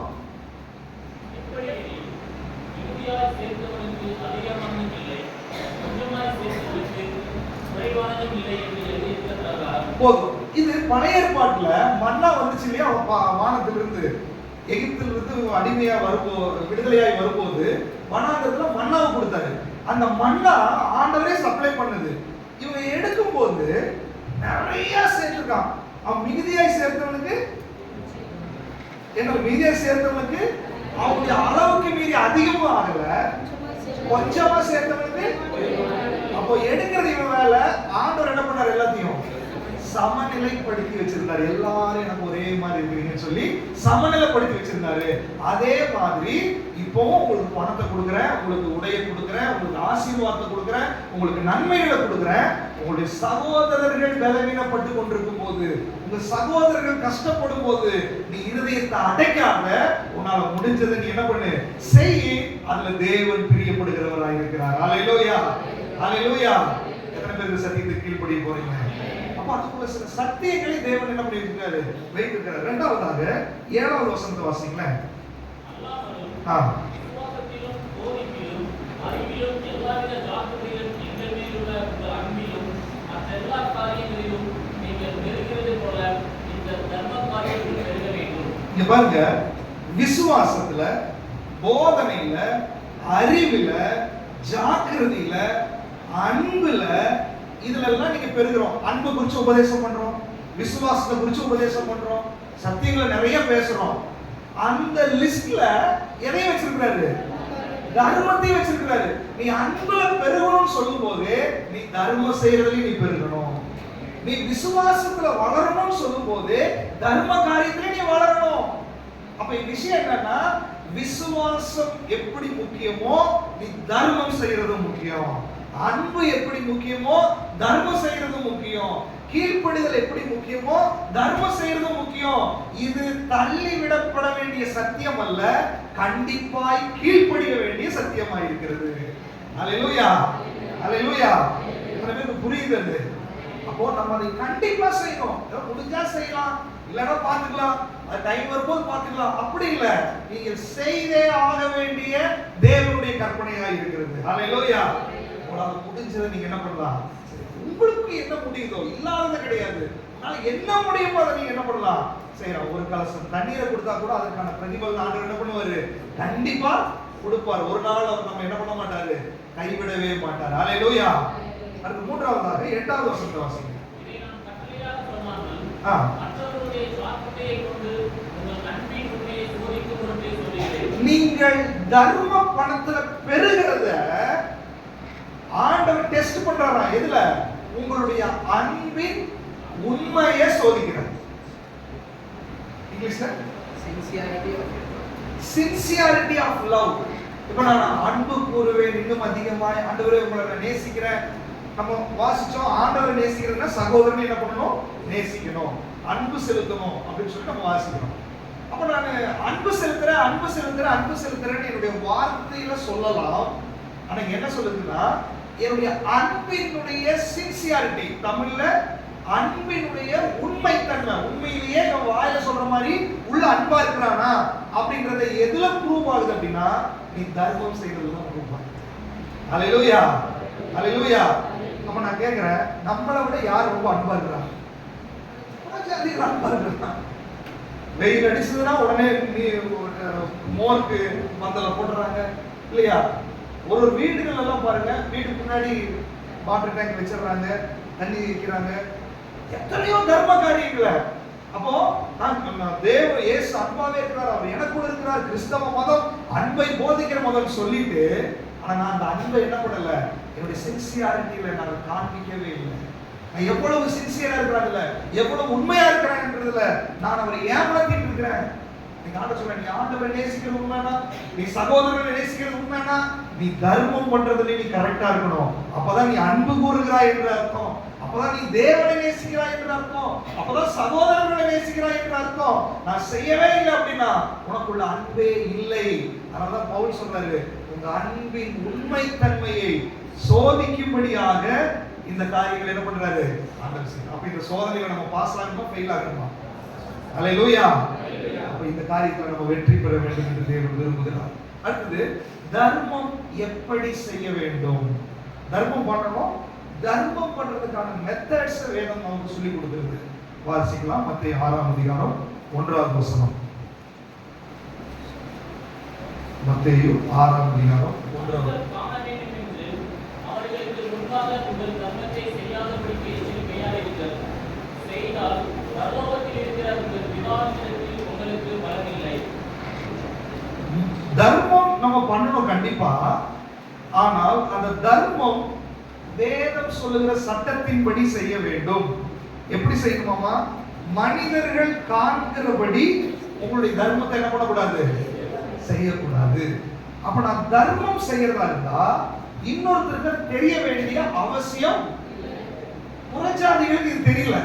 அவங்க என்ன பண்றாங்க? அவங்க பேரை எழுதி வச்சிரு, கல்வெட்டுல போட்டு, எதை பண்ணாலும் அதுல அவங்க பேரு இதெல்லாம் வரணும்னு சொல்லி விரும்புறாங்க. ஏன்னா அவங்களுக்கு இந்த சத்தியம் தெரியல. ஒரு பகுதி தெரியல, ஒரு பகுதி என்ன பண்ணல தெரியல. ஆனா நமக்கு முழுமையாய் ஆண்டவர் கொடுத்திருக்காரு. தர்மம் என்பது ஒரு ஆசீர்வாதம். அது நீ கடைபிடிக்க வேண்டிய தேவனுடைய கட்டளை. உன்னுடைய அன்பை அவர் டெஸ்ட் பண்றது அதெல்லாம் வெளிப்படுகிறது. ஆனா நீ அதை செய்யும் போது நீ செய்தது வேற யாருக்கும் என்ன பண்ணக்கூடாது? தெரியவே கூடாது. அது யாருக்கு மட்டும் தெரியணுமாமா? ஆண்டவருக்கு மட்டும் தான் தெரியும். அதனால காணிக்கை என்பது தேவனுக்கு கொடுக்கும் போது மற்றவர்களுக்கு அதை என்ன பண்ணக்கூடாது? தெரியாம கொண்டு அதுல என்ன பண்றோம்? போடுறோம். ஏன்னா ஆண்டவருக்கு தெரிஞ்சா போதும். அது எத்தனையா இருந்தாலும் பரவாயில்ல. தேவனுக்கு முன்னாடி நான் அன்பின் நிமித்தமா என்ன பண்றேன்? கொண்டு கொடுக்குறேன். நீ உதவி செய்கிறது அப்படிதான். அடுத்தவங்களுக்கு தெரிய வேண்டிய அவசியமே கிடையாது. மற்றவர்களுக்கு முன்னாடி என்ன பண்ணாத. அங்க என்ன சொல்லியிருந்தது? தாரை உதவியாத. நான் செஞ்சிருக்கிறேன், நான் செஞ்சிருக்கிறேன், நான் செஞ்சிருக்கிறேன். சில நேரத்துல குடும்பத்துல கூட குடும்ப பிரச்சனை கூட இதெல்லாம் செஞ்சிருக்கிறேன், இதெல்லாம் செஞ்சிருக்கிறேன், சண்டையில பேசிடுவோம். அதை கூட செய்யாத. உதவி செஞ்சிருக்கலாம், பணத்துல ஹெல்ப் பண்ணிருக்கலாம். நீங்க என்னைக்கு நான் இதெல்லாம் செஞ்சேன், நான் இதெல்லாம் பண்ணேன், ஒரு நன்றியே இல்லை, முடிஞ்சது.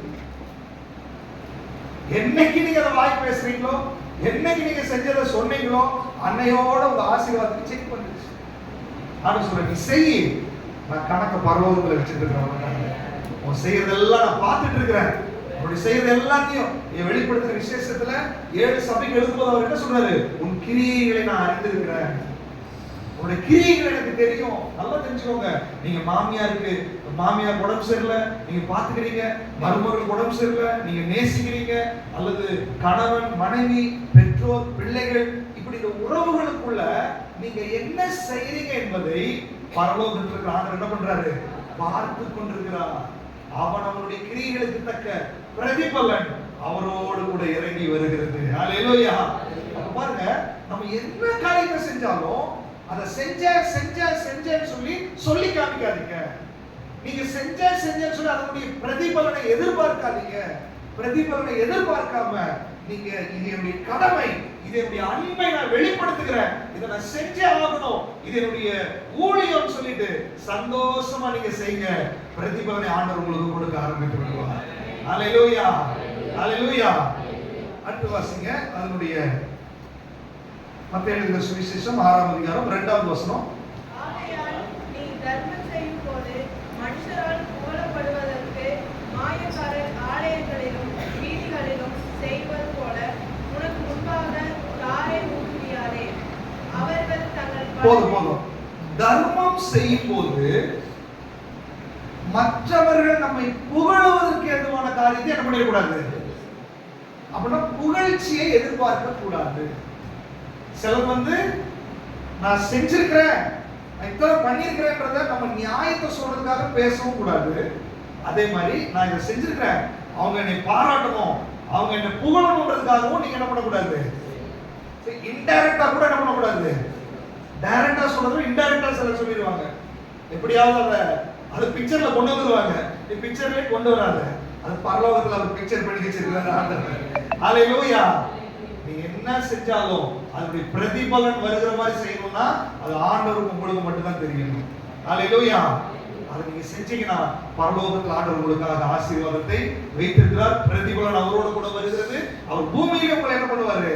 நிரம்பி ஆசீர்வதிக்க ஆரம்பிப்பார். அதுக்கு 3ஆவது வசனம் 4ஆவது வசனமும், நீயோ தர்மம் செய்யும் போது உன் தர்மம் அந்தரங்கமாய் இருப்பதற்கு உன் வலது கை செய்கிறதை உன் இடது கை அறியாதிருக்க கடவுது. அப்பொழுது அந்தரங்கத்தில் பார்க்கிற உன் பிதா தாமே உனக்கு வெளியரங்கமாய் பலனளிப்பார். நீ வலது கை செய்யறதை இடது கை கூட என்ன பண்ணக்கூடாது? தெரியக்கூடாது. நீ அந்தரங்கமாய் இந்த காரியத்தை செய்தால் தேவன் உனக்கு வெளியரங்கமாய் பதிலை கொடுப்பார். ஹல்லேலூயா, ஹல்லேலூயா. நீங்க வெளியரங்கமாய் எல்லாத்துக்கும் முன்னாடி தேவன் உங்களை ஆசீர்வதிக்கணும் நீங்க விரும்பினால் நீ தர்மத்தை அந்தரங்கமாய் செய். உன்னுடைய வலது கை செய்யறத உன்னுடைய இடது கை என்ன பண்ணக்கூடாது. ஒருவேளை சில நேரத்துல அவங்க உங்களுக்கு பிடிக்காத காரியத்தை செஞ்சிருக்கலாம், ஆனா அவங்களுக்கு தீமைக்கு நீங்க போய் என்ன பண்ணிருங்க, நன்மை செஞ்சிருங்க. அதை கூட சொல்லி காமிக்காதீங்க, அதை கூட மத்தவங்க பாராட்டணும்னு நீங்க நினைக்காதீங்க, மத்தவங்களுக்கு தெரியணும் நீங்க நினைக்காத. நீ ரகசியமாய் செய்யறது எல்லாத்தையுமே பரலோகம் நோட் பண்ணிட்டே இருக்குது. ஒரு நாள் வெளியரங்கமாய் உங்களை ஆசீர்வதிக்க ஆரம்பிக்கிறார். அல்லேலூயா, அல்லேலூயா. நிறைய நேரத்துல தெரியும், நம்ம இவ்வளவு நன்மை செய்யறேன், இவ்வளவு கேன்சர் என்ன புரிஞ்சுக்கவே மாட்டேங்கிறாங்க, என்ன அவங்களுக்கு கொஞ்சம் கூட நன்றியே இல்லை, இப்பெல்லாம் நமக்குள்ள வரலாம். பரவாயில்ல ஆண்டவரே, உங்களுக்கு தெரிஞ்சா போதும், உங்களுக்கு முன்னாடி நான் செஞ்சுட்டேன்னு சொல்லி காத்திருங்க. கொஞ்ச நாள் ஒண்ணுமே தெரியாத மாதிரி தெரியும், பட் ஒரு நாள் ஆண்டவர் வெளியிறங்கமாய் உங்களை ஆசீர்வதிக்க ஆரம்பித்து விடுவார். அல்லேலூயா. யோசேப்போட வாழ்க்கையில பாருங்க, அவனுடைய லைஃப் டைம்ல அவன் ஆசீர்வதிக்கிற வரைக்கும் அவன் அவ்வளோ கஷ்டப்பட்டா, இது பண்ணா, எல்லாத்துலயும் உண்மையா இருந்தான். தர்மம் பண்ற விஷயத்துல அவன் உண்மையா இருந்தான். தர்மம் பண்ணல, அவனுடைய கேரக்டர் வைஸ்ல உண்மையா இருந்தான். அந்த ரகசியத்தை பார்த்து பார்த்து ஒரு நாள் வச்சு ஆண்டவன் ஆசீர்வதிச்சான் இல்லையா. ரூத் பாருங்க, உண்மையா இருந்தா, ஒரு நாள் வச்சு ஆசீர்வதிச்சிட்டாரு. அப்போ நீங்க உண்மையா இருங்க, 100% ஒரு நாள் வரும்போது கர்த்தர் நம்மை வெளிரங்கமாய் ஆசீர்வதிப்பார். நீங்க ரகசியமா இருந்து அவருடைய ஆசீர்வாதத்தை பெற்றுக்கொண்டா அந்த ஆசீர்வாதம் ஊருக்கே தெரிகிற மாதிரி ஆசீர்வாதமா மாறிடும். ஆனா நீங்க உடனே ஒரு பாராட்டு வேணும், மற்றவங்க என்னை அங்கீகரிக்கணும், மற்றவங்க என்னை என்கரேஜ் பண்ணணும், மற்றவங்க என்னை புகழணும், வலது கை செஞ்சது இடது கைக்கு தெரியணும், இப்படி எல்லாம் பண்ணீங்கன்னா இந்த அற்ப சந்தோஷத்தோடய உங்க ஆயுசு முடிஞ்சிடும். ஆனா நீ ரகசியமாய் தேவ நீதி நீ செஞ்சு பாரு, ஒரு நாள் எல்லாருக்கும் தெரிகிற மாதிரி கர்த்தர் உங்களை மேன்மைப்படுத்த ஆரம்பிப்பார். அல்லேலூயா. அற்ப சந்தோஷம் வேணுமா, பரிபூர்ண சந்தோஷம் வேணுமா? சத்தமா சொல்லுங்களேன். அதுக்கு நீங்க தர்மம் பண்ணணும், ரகசியமாய் பண்ண வேண்டும். அல்லேலூயா. அப்போ நான் சொன்னது, இந்த தர்மமும் ஜெபமும் ஒன்றுக்கொன்று தொடர்பு உடையது. அதனாலதான் இந்த மத்தேயுல உபதேச மலை பிரசங்கம் பண்ணிட்டு வரும்போது இந்த 6ஆம் அதிகாரத்துல தர்மம் முடிச்ச உடனே அடுத்த உடனே ஜெபத்தை முடிக்கிறது ஆரம்பித்து விட்டார். வாசிங்க ஜெபம். ஒருவேளை ஜெபம் பண்ணுகிறவனா இருந்தான். வாசிங்க ஜெபம் எப்படி பண்ணணுமாமா? நீயோ ஜெபம் பண்ணும்போது உன்னுடைய அறை வீட்டுக்குள்ள நீ போ, உன் கதவை பூட்டி அந்தரங்கத்தில் இருக்கிற உன் பிதாவை நோக்கி ஜெபம் பண்ணு. அப்பொழுது அந்தரங்கத்தில் பார்க்கிறவர் வெளியரங்கமாய். நல்லா பாருங்க, இந்த தர்மமும் ஜெபமும் ஒரே மாதிரி தான் டீல் பண்றாரு ஆண்டவர். நீ அதை செய்யறதுக்கு ரகசியமா செய், நீ ஜெபம் பண்றதும் நீ ரகசியமா செய். சிலர் ஜெபம் பண்றதுக்கு பாத்தீங்கன்னா நான் ஜெபம் பண்றேன்னு எல்லாத்துக்கும் தெரியும், ஊரே கேட்கணும். ஜெபம் பண்றோம், அம்மா ஜெபம் பண்றோம், அப்பா ஜெபம் பண்ணி டிஸ்டர்ப் பண்ணுங்க. உங்க ஜெபம் மற்றவர்களுக்கு இடையூறா இருக்க வேண்டாம். நீங்க ஜெபம் பண்றீங்கன்னு யாருக்கு தெரிய வேண்டிய அவசியமும் கிடையாது. உங்களுடைய ஜெபம் அந்தரங்கமா இருக்கட்டும், தேவனுக்கும் உங்களுக்கும் மட்டுமே தொடர்புடைய ஒரு ஜெபமா இருக்க வேண்டும் என்று தேவன் விரும்புகிறார். நீங்க அந்தரங்கத்துல ஜெபம் பண்ணா ஆண்டவர் வெளியரங்கமாய் உங்களுக்கு பலன் அளிப்பார். அல்லேலூயா. அந்த ஜெபத்துல 7வது வசனம் வாசிங்க. அந்த ஜெபத்துல என்னெல்லாம் பண்ணக்கூடாது? அன்றியும் நீங்கள் ஜெபம் பண்ணும்போது அஞ்ஞானிகளைப் போல வீண் வார்த்தைகளை அலம்பாதேயுங்கள். அவர்கள் அதிக வசனிப்பினால் தங்கள் ஜெபம் கேட்கப்படும் என்று நினைக்கிறார்கள். அஞ்ஞானிகளைப் போல வீண் வார்த்தைகளை போட்டு ஜெபம் பண்ணாத. இப்போ எனக்கு ரொம்ப உடம்பு முடியல, இந்த கிட்னி ஸ்டோன் அதெல்லாம் ரொம்ப துடிச்சு போயிடுவாங்கல்ல, அப்படியே ஸ்டோன் வச்சு ஒரு தூக்கி போய் ஹாஸ்பிட்டல் போட்டாங்க. இப்போ டாக்டர்கிட்ட போய் உட்காந்தாச்சு. இப்போ ஊர் கதையெல்லாம் சொல்லுவீங்களா, டாக்டர் எனக்கு வலிக்குது முடியலன்ற விஷயத்தை சொல்லுவீங்களா? விஷயத்தை தான் சொல்லுவோம். அவருக்கும் வேற வேலை இருக்குது, நமக்கும் வலி தாங்க முடியல. உட்காந்து டாக்டர் நேற்று ஊருக்கு போனாங்களா, அப்புறம் பஸ்ல வந்தாங்களா, ராத்திரி தூக்கமே இல்லைங்களா, அப்புறம் காலையில் வச்சு ஒய்ஃபை கொண்டு வேலைக்கு விட்டுட்டு வந்தேன்னா, இந்த கதையெல்லாம் அங்க வேண்டாம். வலிக்குது, எனக்கு இப்ப ட்ரீட்மெண்ட் வேணும், அவ்வளவுதான். இந்த ஜெபமும் கூட நிறைய பேருக்கு என்ன நினைச்சிருக்கோமா, பெரிய ஜெபம் பண்ண பெரிய ஆளு, அப்பெல்லாம் கிடையாது. சுருக்கமான ஜெபத்துக்கு பெருக்கமான ஆசீர்வாதம். நிறைய பேர் ஜெபம் ஆண்டவரே ஆண்டவரே ஆண்டவரே 100 தடவை ஆண்டவரே சொல்லுவாங்க. கர்த்தாவே ஏசப்பா கர்த்தாவே ஏசப்பா 100 தடவை. இந்த ஆன்லைன்ல ஜெபம் பண்ணும்போது பார்த்தா விஷயத்தை சொல்ல மாட்டான். கால தேசத்துக்காக ஜெபம் பண்றதுக்கு பாயிண்ட விட்டுட்டு இவன் வேற ஏதோ சொல்லிட்டு இருக்கான். என்ன வார்த்தையை சொல்றானே நமக்கு தெரியுது இல்ல, எதுக்காக ஜெபம் பண்றானே நமக்கு தெரியுது இல்ல. இப்ப நீங்க ஒருத்தட்ட போய் விளக்கம், இப்ப டாக்டர்கிட்ட இப்ப உங்களுக்கு கிட்னி வலி வந்துச்சு, அவர்கிட்ட போய் இந்த கால் வலி கை வலி இதெல்லாம் குறிச்சு பேசிட்டு அவர் என்ன நினைப்பாரு, ஒரு கை வலிக்காக தான் வந்திருக்கான் போல. அப்போ தெளிவு வேணும், என்ன சொல்றோன்றது ஒரு தெளிவு நமக்கு கண்டிப்பா வேணும். நம்ம நிறைய ஆசீர்வாதங்களை இழந்துட்டு போறதுக்கு காரணம் என்னன்னா, நீங்க ஜெபம் பண்ணும்போது ஒரு கிளாரிட்டியே கிடையாது. என்ன விஷயமா அதை சொல்ல ஆண்டவர் சுத்தி வளைச்செல்லாம் பேச வேண்டாம். அவர்கள் இது சொன்னதுனால நான் இப்படி பேசினாங்க, இவங்க இப்படி நடந்துக்கிட்டதுனால அதெல்லாம் விட, நான் தப்பு பண்ணிட்டேன், அவ்வளவுதான், நான் கெட்ட வார்த்தையில திட்டிட்டேன், அவ்வளவுதான். அதை சுத்தி வளைச்சு இவர்கள் இப்படி சொன்னதுனால, இவங்க என்னை கோபத்தை மூட்டினதுனால, என்னுடைய பொறுமையை இழந்ததுனால, இதெல்லாம் அவருக்கு தெரியாதா? எல்லாமே அவருக்கு தெரியும். நான் தப்பு பண்ணிட்டாலே சரண்டர் ஆகிறேன், அவ்வளவுதான். தாவீது பாருங்க, பச்சை மேலுடைய பாவத்தை நான் தான் டைரக்டா தப்பு பண்ணிட்டேன். ஆண்டவருக்கு அவர் எப்படி ஜெபம் பண்ணாரு, ஆண்டவரே நான் பாவம் செஞ்சுட்டேன், அவ்வளவுதான். இல்ல ஆண்டவரே நான் அங்க போய் நிற்கும் போது இந்த பொண்ணு அந்த நேரத்துல தான் குளிக்க வந்த ஆண்டவரே, அதெல்லாம் வேண்டாம், நான் தப்பு பண்ணிட்டேன், என்னை மன்னிச்சிருங்க. டைரக்டான விஷயம், சரண்டர் ஆகணும் ஆண்டவர்கிட்ட. நீங்க ஆண்டவர்கிட்ட சரண்டர் ஆகி உண்மையை பேசுனீங்கன்னா ஆண்டவர் உங்களுக்கு வெளியரங்கமான கவனம் கொடுப்பாங்க. ஹல்லேலூயா. நம்முடைய ஜெபம் சீரியஸான ஜெபமா இருக்கணும். சும்மா ஏனோ தானோன்ற ஜெபமா இருக்க கூடாது. ஒரு பாயிண்ட்காக ஜெபம் பண்ணணும்னு சொன்னாங்கன்னா சரியா அந்த பாயிண்ட்காக ஜெபம் பண்ணுங்க.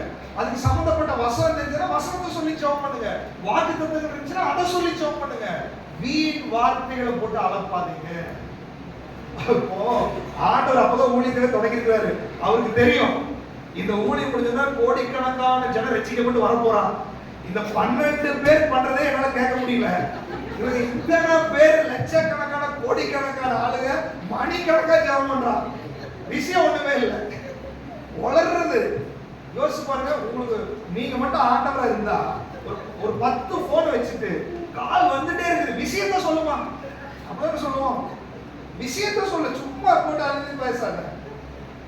அப்போ ஆண்டவர் அன்னைக்கே தெளிவா சொல்லிட்டாரு, நம்ம பலவீனம் உள்ளவர்கள் அவருக்கு தெரியும், ரொம்ப பேசணும்னு அவருக்கு தெரியும். அதனால ஆண்டவர் நீ ரொம்ப பேசாத, எனக்கு எல்லாமே தெரியும், ஆனா உன் வாயிலிருந்து வரணும்னு எதிர்பார்க்கிற விஷயத்தை மட்டும் கரெக்டா சொல்லு. நம்ம ஜெபம் சுருக்கமாய் சரியான ஜெபமாய் இருக்கிறதுக்கு தேவன் உதவி செய்வாங்க. ஹல்லேலூயா, ஹல்லேலூயா. 8வது வசனம் வாசிங்க. அவர்களைப் போல நீங்கள் செய்யாதீர்கள். உங்கள் பிதாவை நோக்கி நீங்கள் வேண்டிக் கொள்ளுகிறவைகளுக்கு முன்னமே உங்களுக்கு இன்னது தேவை என்று அவர் அறிந்திருக்கிறார். நீங்க ஜெபம் பண்ணும்போது எப்போதுமே நமக்கு புரிஞ்சுக்கணும், நம்ம ஜெபிக்கிறதுக்கு முன்னமே நமக்கு என்ன வேணும்னு அவருக்கு என்ன பண்ணுவாங்க, கரெக்டா தெரியும். நமக்கு என்ன வேணும்னு அவருக்கு தெரியும். அப்ப நான் என்ன பண்ண, ஆண்டவரே உங்களுக்கு எல்லாம் தெரியும், ஆண்டவரே எல்லாம் செய்ய வல்லவர், ஆண்டவரே இப்ப ஒரு சூழ்நிலை இருக்குது, நீங்க எனக்கு உதவி செய்யுங்க, உங்க சித்தத்தின்படி நீங்க செய்யுங்க அப்படின்னு சொல்லிட்டு ஆண்டவர்கிட்ட நம்ம ஒப்பு கொடுக்கணும். அப்ப எப்போதுமே நம்ம ஏன் இந்த விஷயத்த சொல்றாரு அப்படின்னா, இப்போ ஒரு உதாரணத்துக்கு இப்போ ஐசக் பிரதருக்கு ஒரு இப்போ ஒரு முத்துடைய விஷயத்தை பத்தி ஒரு பிரச்சனை ஓடிட்டு இருக்குன்னு வச்சுக்கோங்களேன். முத்துவுக்கு வேலையில ஒரு பிரச்சனை. இப்போ ஐசக் பிரதர்கிட்ட அவருக்கு நல்லா தெரியும் அந்த பிரச்சனைய, எனக்கும் நல்லா தெரியும். இப்போ அதை பத்தி நான் பேச போறேன்னு வச்சுக்கோங்களேன். இப்போ ஃபர்ஸ்ட் வந்து இவன் இந்த டேட்ல கம்ப்யூட்டர்ல ஜாயின் பண்ணல பிரதர், அப்புறம் இந்த டேட்ல இப்படி வந்துச்சு இல்லை பிரதர்னு ஒன்னொன்னா பாயிண்ட் பை பாயிண்டா சொல்லணுமா, இல்ல விஷயத்த சொன்னா போதுமா? ஏன்? அவருக்கு ஆல்ரெடி தெரிஞ்சிருக்குது இல்லையா, ஆல்ரெடி தெரிஞ்சிருக்குது. அப்ப எனக்கு அவருக்கு நல்லா தெரியும், அதனால என்ன மேட்ரோ என்ன ஏரியாவோ அதை மட்டும் என்ன பண்ண போதும் சொன்னா. அதே மாதிரிதான் உங்க ஜெபத்துல கூட ஆண்டவருக்கு எல்லாமே தெரியும். நீங்க என்ன விஷயமோ அதை மட்டும் சொல்லுங்க. நீர் வானத்தையும் பூமியும் படைக்கிற ஆண்டவரே, இதெல்லாம் சிருஷ்டிக்கிற ஆண்டவரே, இதெல்லாம் பண்ணிற ஆண்டவரே, மனுஷனை படைச்சிங்க ஆண்டவரே, அதே மாதிரி இவனையும் நீங்க தான் படைச்சிங்க ஆண்டவரே, அவன் சுபாவம் சரியில்லை, இதெல்லாம் வேண்டாம், இதெல்லாம் வேண்டாம் இல்லையா. ஆண்டவர்கிட்ட என்னன்னா, நீ விஷயத்தை என்ன எதுக்காக நீ வந்த, ரொம்ப காயமாயிடுச்சு ஆண்டவரே மன்னிச்சிருங்க, அந்த விஷயத்தை நீங்க என்ன பண்ணணும் தெளிவாய் சொல்ல வேண்டும். அடுத்தது ஜெபத்துக்கு ஒரு ஃபார்மேட்டா ஆண்டவர் கொடுத்திருக்காரு, வாசிக்கலாம். அந்த பரமண்டல ஜெபம், நீங்கள் ஜெபம் பண்ண வேண்டிய விதமாவது, பரமண்டலத்தில் இருக்கிற எங்கள் பிதாவே, உம்முடைய நாமம் பரிசுத்தப்படுவதாக, உம்முடைய ராஜ்யம் வருவதாக. உம்முடைய சித்தம் பரமண்டலத்திலே செய்யப்படுகிறது போல பூமியிலேயும் செய்யப்படுவதாக. போதும். நம்ம ஜெபத்துக்கு ஒரு ஃபார்மேட்டை கொடுத்துருக்காரு. இன்னைக்கு சிஎஸ்சி சபைகள் எல்லாம் பாத்தீங்கன்னா இதவே ஜெபமா சொல்லிட்டு இருப்பாங்க. இது ஃபார்முலா தான். இப்போ மேக்ஸ்ல வந்து ஃபார்முலா எது கொடுக்குறாங்க? ஃபார்முலா வச்சு இப்ப எக்ஸாம்ல போயிட்டு எல்லாம் ஃபார்முலாவே எழுதி வச்சிட்டீங்க, இப்ப என்ன மார்க் கிடைக்கும்? நீங்க ஃபார்முலாவை யூஸ் பண்ணி இந்த சம்ம போடு, இதுக்கு ரிசல்ட்டை கொண்டு வா, அதுதான் ஃபார்முலா. அப்போ ஃபார்முலாவே நீங்க எழுதி வச்சீங்கன்னா உங்களுக்கு என்ன பண்ணாது? மார்க் வராது. நீங்க நிறைய சபையில இந்த பரமண்டல ஜெபம் சொல்லலாம். பரமண்டல எங்கள் பிதாவே உம்முடைய நாமம் பரிசுத்தப்படுவதாக. இது வந்து ஒரு ஃபார்முலா. இந்த மாதிரி நீ ஜெபம் பண்ணு. அப்ப அந்த ஜெபத்தினுடைய முதல் பகுதி எப்படி இருக்கணும் அப்படின்னா, பரமண்டலங்களில் இருக்கிற எங்கள் பிதாவே உங்க நாமம் பரிசுத்தப்படுவதாக, உம்முடைய ராஜ்யம் வருவதாக, உம்முடைய சித்தம் பரமண்டலத்தில் செய்யப்படுவது போல. இந்த மூன்று காரியம் ரொம்ப முக்கியம். அவரை உயர்த்தணும், அவருடைய ராஜ்யத்தை உயர்த்தணும், அவருடைய நாமத்தை உயர்த்தணும், அவரை மகிமைப்படுத்தணும். நம்ம ஜெபத்தினுடைய தொடக்க பகுதி எப்போதுமே ஆண்டவரை மகிமைப்படுத்துகிற ஜெபமாய் இருக்க வேண்டும். அதை வந்து நம்ம எப்படி மகிமைப்படுத்த முடியும்? அவரை தெரியும் போதுதான். நீ வல்லவர், நல்லவர், சர்வ வல்லவர் அப்படின்றத சும்மா ஒரு ஃபார்மேட்டா சொல்லக்கூடாது. அதை நீங்க உணர்ந்திருக்கணும், அவருடைய மகிமைகளை உணர்ந்திருக்கணும். அப்படின்னா வசனத்தை படிச்சாலும் அந்த மகிமை உங்களுக்கு தெரியும். அதனாலதான் வேதம் சொல்லுகிறது, வேதத்தை கேளாதவர்களுடைய ஜெபம் கர்த்தருக்கு அருவருப்பு. நீ வேதத்தை படிக்கலன்னா உங்களால ஜெபிக்கவே முடியாது. அவருடைய மகிமை தெரியாது, அவருடைய வல்லமை தெரியாது. அப்ப வேதத்தை படித்தால் மட்டும்தான் உங்களுக்கு ஜெபமே நல்லா வரும். அப்ப ஆண்டவரை மகிமைப்படுத்தணும். அப்ப ஆண்டவரை மகிமைப்படுத்திட்டு அதுல சொல்றாரு கடைசியா, உங்களுடைய சித்தம் பரமண்டலத்தில் செய்யப்படுவது போல. அப்ப ஜெபத் இப்போ இன்னும் நம்ம பாயிண்ட் வரல, நம்ம விஷயத்தை சொல்லல. ஃபர்ஸ்ட் அவரை மகிமைப்படுத்திட்டோம். அடுத்து முக்கியமா என்ன சொல்றோம்னா, உங்க சித்தம், உங்க விருப்பம் பரலோகத்துல எப்படி செய்யப்படுதோ அந்த மாதிரி என்ன பண்ணணும்? பூமியில செய்யப்படணும். அதுடைய அர்த்தம் என்ன? என் விருப்பத்துக்கு இல்லப்பா, உங்க சித்தத்துக்கு காரியம் நடக்கட்டும். நான் சொல்ல போகிற அதுக்கு பின்னாடி ஜெபிக்க போற விஷயங்கள் என் விருப்பத்தை நான் சொல்லி என்ன பண்ணக்கூடாது? ஜெபிக்க கூடாது. என் விருப்பத்தை சொல்லலாம், ஆனா உங்களுடைய சித்தம் நிறைவேறட்டும் ஆண்டவரே, உங்களுடைய சித்தத்துக்கு ஒப்பு கொடுக்கிறேன். அப்ப ஜெபம் எப்போதுமே அவருடைய சித்தத்துக்கு உட்பட்ட ஜெபமாய் இருக்க வேண்டும். நம்ம நிறைய பேர் ஜெபம் பண்றோம், நம்ம விருப்பத்தை ஃபுல்லா ஆண்டவர்கிட்ட சொல்றோம். ஆண்டவரே இந்த கம்பெனில தான் எனக்கு வேலை கிடைக்கணும், இந்த பொண்ணை தான் நான் கட்டணும், இந்த இடத்துக்கு தான் நான் போகணும்.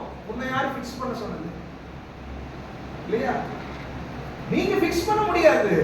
நீங்க சொன்ன ஆண்டவரே உங்களுடைய சித்தம் என் வாழ்க்கையில நடக்கட்டும், உங்களுடைய சித்தம் என் குடும்பத்துல நடக்கட்டும், உங்களுடைய சித்தம் என்னுடைய காரியத்துல நிறைவேறணும் ஆண்டவரே. நல்லா கவனிச்சுக்கோங்க, இயேசு கிறிஸ்துவே சொல்றாரு, பிதாவின் சித்தம் செய்கிறதா என்னுடைய போஜனமா இருக்கிறது. இயேசு கிறிஸ்து வெற்றியுள்ள வாழ்க்கை வாழ்ந்ததுக்கு காரணம் அவருடைய லைஃப் டைம் முழுவதுமே பிதாவின் சித்தத்தை அவர் செய்தார். அதனால அவர் ஜெயிச்சார். இன்னைக்கு ஆண்டவர் சொல்றாரு, உங்களுடைய லைஃப்ல வேலை, கல்யாணம், படிப்பு, குடும்பம் எல்லா காரியத்திலையும் அவருடைய சித்தம் நடக்கணும்னு நீங்க விரும்பினால் நீங்க வெற்றியுள்ள வாழ்க்கை வாழ ஆரம்பித்து விடுவீர்கள். ஹல்லேலூயா, ஹல்லேலூயா.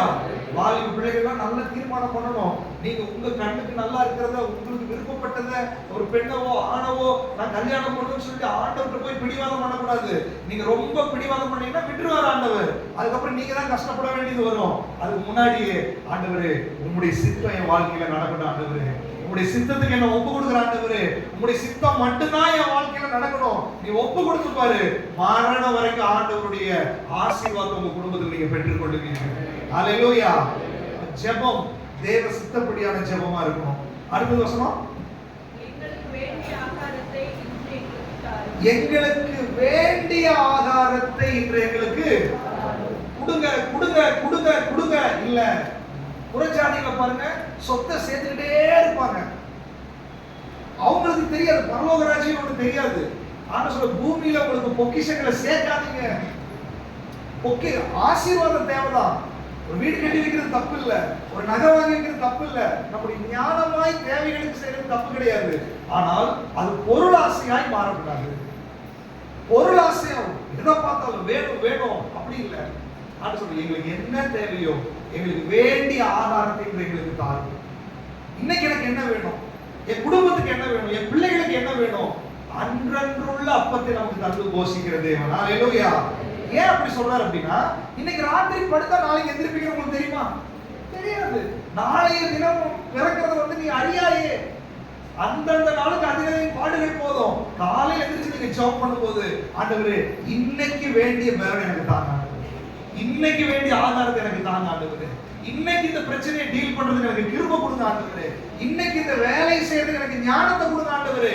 அந்தந்த நாளுக்கு என்ன தேவையோ அதை கேட்க சொல்லுகிறார் ஆண்டவர். ஹalleluya, ஹalleluya. பறவைகள், மிருகங்கள் எல்லாம் பாருங்க, குளிர் போகும்போது குரங்கு பார்த்தே இருக்கோம். ஒரு நாள் ஒரு குரங்கு கவலையா இருந்ததே கிடையாது, ஒரு நாள் கவலையா இருந்ததே கிடையாது. அது எங்க இருந்தா சாப்பாடு செஞ்சு கொடுக்குறாங்க எல்லாம் ஒண்ணுமே தெரியாது. அது சந்தோஷமா உட்கார்ந்து பேன் பார்த்துட்டு இருக்குது, தூங்குது, விளையாடுது. ஆனா மனித குரங்குகள் தான் பிரச்சனையா இருக்கு இல்லையா? எல்லாம் கொடுக்கணும், நமக்கு தான் கவலையா இருக்குது. அதுக்கு நம்பிக்கை இருக்குது பாருங்க, என்னை ஒரு தெய்வம் படைச்சாருன்னா எனக்கு தேவையான ஆகாரத்தை எனக்கு கொடுப்பார் என்று அது நம்புகிறது. அது சந்தோஷமா இருக்குது. ஆனா நமக்கு தான் அந்த நம்பிக்கை என்ன பண்ணிருக்குது, குறைஞ்சிருக்குது. எனக்கு என்ன தேவையோ அதை எனக்கு கொடுங்க ஆண்டவரேன்னு சொல்லி நீங்க கேட்டா உங்க தேவைகளை ஆண்டவர் சந்திப்பார். ஹalleluya. அப்ப நம்ம ஜெபத்துல அந்த வார்த்தைகள் அப்படிதான் இருக்கணும். அடுத்து 12வது வசனம், எங்கள் கடனாளிகளுக்கு நாங்கள் மன்னிக்கிறது போல எங்கள் கடன்களை எங்களுக்கு மன்னியும். எங்கள் கடனாளிகளுக்கு நாங்க மன்னிக்கிறது மாதிரி எங்க கடனை மன்னிங்க. அப்படின்னா என்ன அர்த்தம்? இவர் ஆல்ரெடி ஜெபம் பண்றதுக்கு முன்னாடி என்ன பண்ணிட்டு வந்திருக்காரு புரியல. முக்கியமான விஷயத்தை நீங்க கிளியரா சொல்ல மாட்டீங்க. அப்படியே இல்ல, எங்கள் கடனாளிகளுக்கு நாங்க மன்னிக்கிறது போல எங்க கடனை எங்களுக்கு மன்னிங்கன்றாரு. அப்ப இப்போ ஜெபம் பண்ண போகும்போது என்ன பண்ணிட்டு வந்திருக்காரு கடனாளிகளுக்கு.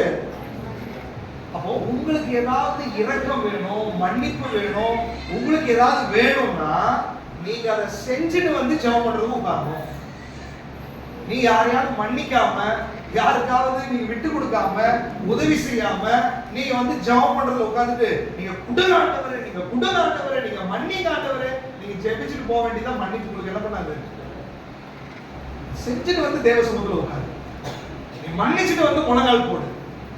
எப்படி வேணாலும் ஜெபம் பண்ணலாம் நினைச்சிடாதீங்க. ஜெபத்துக்கு முன்னாடி ஆயத்தம் தேவை. ஜெபத்துக்கு முன்னாடி நீ மன்னிக்காதவர்களை மன்னிக்கணும், ஒப்புரவாகிறவங்களை ஒப்புரவாகணும். எல்லா காரியங்களையும் செய்யாம ஜெபத்துக்கு போகாதீங்க. அந்த ஜெபம் வீண். நீங்க நிறைய பேர் ஜெபம் பண்றீங்க, ஜெபத்துக்கான பதில் வரல. நிறைய பேர் ஜெபம் பண்றீங்க, ஆசீர்வாதம் வரல. காரணம் என்ன? நீ செய்ய வேண்டியதை செய்யாம போய் ஜெபம் பண்றீங்க, செய்ய வேண்டியது செய்யாம நீங்க போய் விண்ணப்பம் பண்றீங்க. நீங்க விண்ணப்பம் பண்ண கவர்மெண்ட் ஆபீஸ்ல இப்போ இந்த இவர்கிட்ட ஒரு சைன் வாங்கிட்டு அப்புறம் இங்க வாங்கன்னு சொன்னாங்கன்னு வச்சுக்கோங்களேன். நீங்க பேப்பர் பண்ணிட்டு நேரா இவர்கிட்ட கொண்டு கேட்டீங்கன்னா ஃபர்ஸ்ட் என்ன பார்ப்பாங்க, அந்த சைன்ல எழுதிருக்கும். ஆனா சொல்ல, நீ மன்னிச்சுட்டு வந்து பிரேயர்ல உட்காரு. 1 மணி நேரம் ஜெபம் பண்ணி வச்சு பதிலே வரல. ஆனா நீ மன்னிக்கல, நீ 2 மணி நேரம் ஜெபம் பண்ணாலும் கேட்கப்படும். நீ உபவாசம் பண்ணாலும் கேட்கப்படும். ஆனா நீ மன்னித்துட்டு வந்தா நீ முழங்கால் போடும்போதே அவருடைய கிருபையும் இரக்கமும் உங்க மேல வெளிப்படாது. ஹalleluya, ஹalleluya. ஜெபம் ரொம்ப முக்கியம். சும்மா ஜெபிச்சறதா நீங்க நினைக்காதீங்க. ஜெபத்துல நிறைய ஆயத்தங்கள் தேவை. தேவனுடைய விருப்பப்படி நம்ம ஜெபம் பண்ண வேண்டும். அப்போ நம்ம மன்னிச்சுட்டு வந்தா நமக்கும் ஜெபத்துல என்ன பண்ணுவாரு, ஆண்டவர் மன்னிப்பார். நம்ம செய்யறத ஆண்டவர் நமக்கு செய்வார். 13வது வசனம், எங்களை சோதனைக்கு உட்பட பண்ணாமல் தீமை நின்று எங்களை ரட்சித்துக் கொள்ளும். ராஜ்யமும் வல்லமையும் மகிமையும் என்றென்றைக்கும் உம்முடையவைகளே. எங்களை சோதனைக்கு உள்ள கொண்டு போகாம தீமையிலிருந்து எங்களை என்ன பண்ணுங்க, ரட்சிச்சுக்கணும். நம்முடைய அனுதின வாழ்க்கையில் இருக்கிற பிரச்சனைகளுக்காகவும் ஜெபம் பண்ணணும். ஆண்டவரே, நீங்க உலகத்துக்கு போறேன், நிறைய பிசாசின் போராட்டம், நிறைய சோதனை இருக்குது, ஆக்சிடென்ட் ஆகும், நிறைய பிரச்சனை வருது, இதுல எல்லாம் எங்களை நீங்க பாதுகாத்துக்கோங்க ஆண்டவரே, நாங்க சமாதானமா வீட்டுக்கு வரணும் ஆண்டவரே என்று சொல்லி நீங்கள் ஜெபிக்க வேண்டும். நீங்க நினைச்சீங்க சும்மா ஆண்டவர் பார்த்துருவாரு, இல்ல. ஒவ்வொரு நாளும் உங்க குடும்பத்தை வேலையடைங்க. ஒவ்வொரு நாளும் நீங்க ஜெபிச்சுட்டு போங்க. எத்தனையோ விபத்துகள் நடக்குது, எத்தனையோ போராட்டங்கள் நடக்குது இல்லையா? ஆனால் ஆண்டவர் நம்மை பாதுகாத்து கொண்டு வருகிறார் இல்லையா? யோசிப்பாங்க, போன வாரம் ஒரு ஆக்சிடென்ட் பார்த்தோம். உங்களுக்கு தெரிஞ்சவங்க தான். அவங்க போன தடவை கூட நாங்கள் அவங்க வீட்டுக்கு போயிருந்தப்போ அந்த சிஸ்டர் பார்த்தோம். அவங்க பைக் கீழே விழுந்துருச்சு. ஒரு மிக்சர் வண்டி காலையில ஏறி இறங்கி போச்சு, ஹெல்மெட்டோட சேர்த்து நசுக்கிச்சு. 2 பிள்ளைங்க, சின்ன பிள்ளைங்க. தாய் அதோட ஸ்பாட் அவுட் இல்லையா?